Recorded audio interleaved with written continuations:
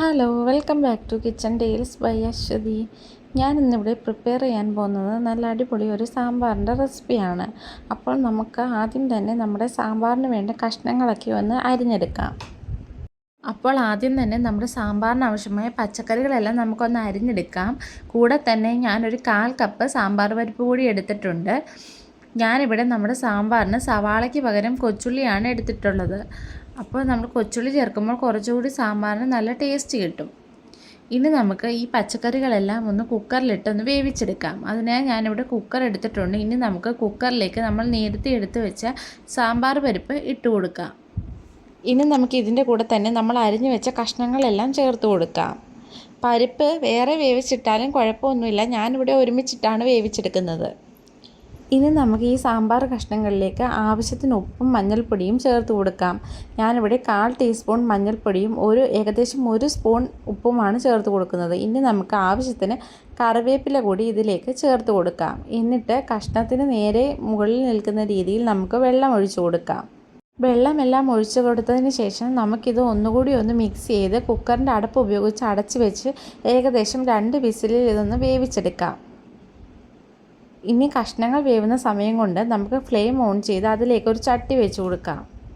ഇപ്പോൾ നമ്മുടെ ചട്ടി ചൂടായിട്ടുണ്ട്. അതിലേക്ക് നമുക്ക് വെളിച്ചെണ്ണ ഒഴിച്ചു കൊടുക്കാം. വെളിച്ചെണ്ണ ഒന്ന് ചൂടായി കഴിയുമ്പോൾ അതിലേക്ക് നമുക്കൊരു 1/4 ടീസ്പൂൺ കടുക് കൂടി ചേർത്ത് കൊടുക്കാം.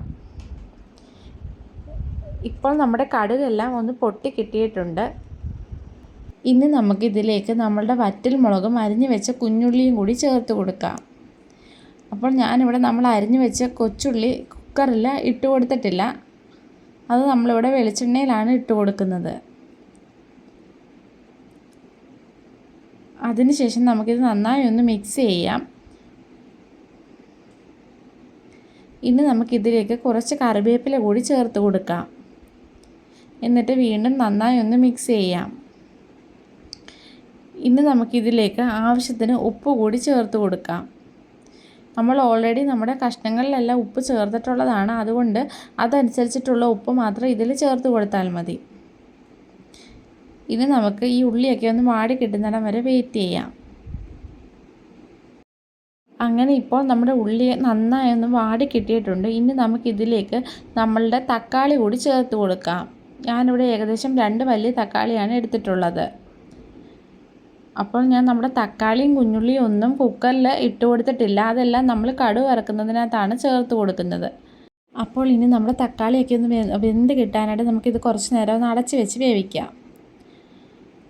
അങ്ങനെ ഇപ്പോൾ നമ്മുടെ തക്കാളിയൊക്കെ ഏകദേശം നന്നായി ഒന്ന് വെന്ത് കിട്ടിയിട്ടുണ്ട്. ഇനി നമുക്കിത് നന്നായി ഒന്ന് മിക്സ് ചെയ്ത് ഇതിലേക്ക് ആവശ്യത്തിന് വേണ്ട പൊടികളെല്ലാം ചേർത്ത് കൊടുക്കാം.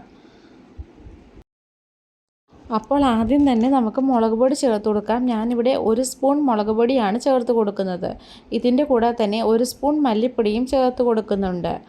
ഇനി നമുക്കിതിലേക്ക് ഒരു 1/2 ടീസ്പൂൺ ജീരകം പൊടിച്ചത് കൂടി ചേർത്ത് കൊടുക്കാം. ഇനി നമുക്ക് ഇതിലേക്ക് ഒരു 2.5 സ്പൂൺ സാമ്പാർ പൊടി കൂടി ചേർത്ത് കൊടുക്കാം.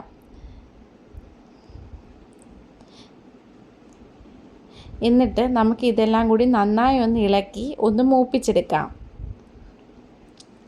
ലോ ഫ്ലെയിമിൽ ഇട്ടിട്ട് വേണം നമ്മൾ പൊടികൾ ഇട്ട് കൊടുക്കാൻ, അല്ലെങ്കിൽ നമ്മുടെ പൊടികളെല്ലാം കരിഞ്ഞു പോകും. നമ്മുടെ പൊടികളെല്ലാം ഇവിടെ നന്നായി മൂത്ത് കിട്ടിയിട്ടുണ്ട്. ഇനി നമുക്ക് ഇതിലേക്ക് ആവശ്യത്തിന് കായപ്പൊടി കൂടി ചേർത്ത് കൊടുക്കാം. ഞാനിവിടെ 1 ടീസ്പൂൺ കായപ്പൊടിയാണ് ചേർത്ത് കൊടുക്കുന്നത്. എന്നിട്ട് നമുക്ക് വീണ്ടും നന്നായി ഒന്ന് മിക്സ് ചെയ്ത് കൊടുക്കാം. ഇനി നമുക്കിതിലേക്ക് നമ്മൾ നേരത്തെ കുക്കറിൽ വേവിച്ച് വെച്ച സാമ്പാർ പരിപ്പും കഷ്ണങ്ങളും കൂടി ചേർത്ത് കൊടുക്കാം. ഞാനിവിടെ ഏകദേശം 2 വിസിലാണ് അടിച്ചെടുത്തിട്ടുള്ളത്. 2 വിസിലും മതിയാവും നമ്മുടെ കഷ്ണങ്ങളൊക്കെ നന്നായി ഒന്ന് വെന്ത് കിട്ടാൻ. അതിൽ കൂടുതലായാൽ നമ്മുടെ കഷ്ണങ്ങളെല്ലാം വെന്തുടഞ്ഞു പോകാനുള്ള ചാൻസ് ഉണ്ട്. ഇപ്പോൾ തന്നെ നമ്മുടെ സാമ്പാർ ചെറുതായിട്ടൊന്ന് തിളയ്ക്കാൻ തുടങ്ങിയിട്ടുണ്ട്. ഇനി നമുക്കതിലേക്ക് ഒരു ചെറിയ ഉണ്ട വലുപ്പത്തിലുള്ള പിഴുപുളി പിഴിഞ്ഞത് കൂടി ചേർത്ത് കൊടുക്കാം.